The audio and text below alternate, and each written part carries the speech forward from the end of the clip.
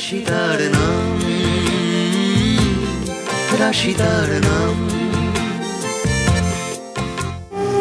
এখন থেকে আমার আর তোমার মার অনুমতি ছাড়া তুমি কোথাও যাবে না, কথাটা মনে রাখবে।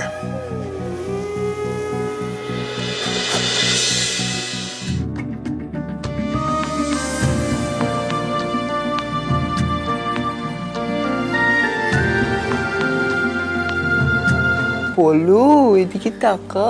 দাদা ধর।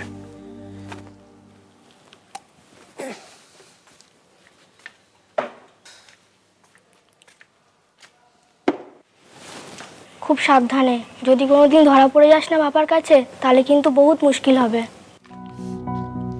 আমায় ধরা অত সহজ না। তা তোদের দিদির মতো বোকা নই।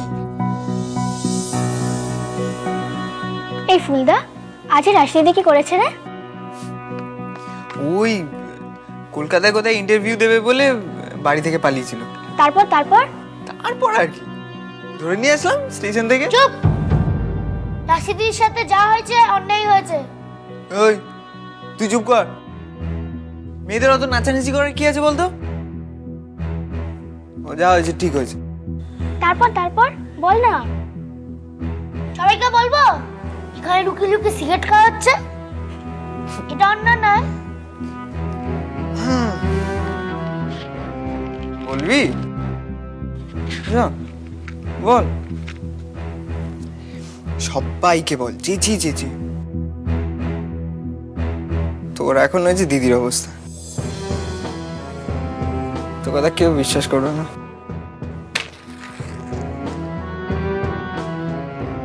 দিদি ভাই, খাওয়া হয়ে গেছে?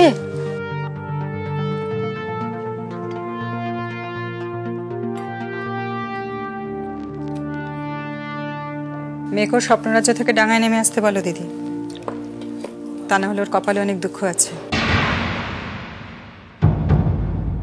বাবাই প্রথম আমার হাত ধরে স্কুলে নিয়ে গেছিল।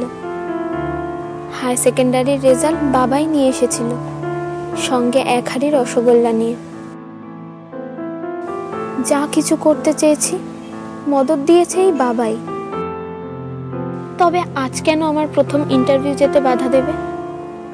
এই ধাঁধাটার উত্তর আমি কিছুতেই খুঁজে পাচ্ছি না ঠাম্মি, কিছুতেই খুঁজে পাচ্ছি না। আর যখনই উত্তর খুঁজে পাচ্ছি না মনটা কেমন বিগড়ে যাচ্ছে। যেটা করার নয় সেটা করে ফেলছি। লেখাপড়া শিখতে, মাথা উঁচু করে দাঁড়াতে, এই স্বপ্নগুলো দেখতে তো বাবাই শিখিয়েছিল। তাহলে আজ কেন? আমার কি দোষ বলো তো ঠাম্মি?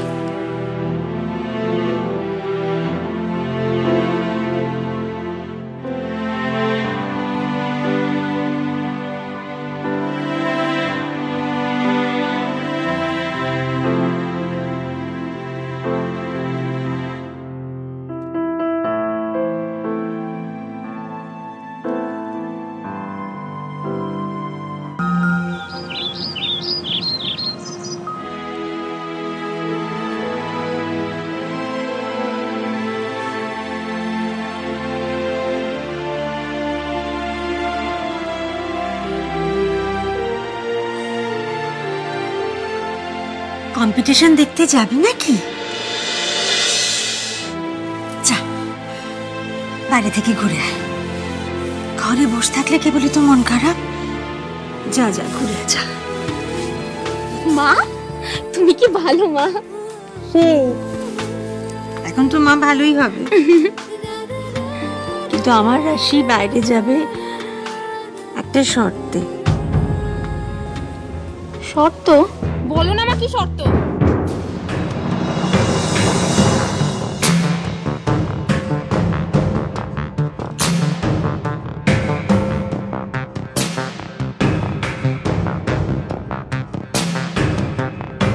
রাশিদার নাম, রাশিদার নাম।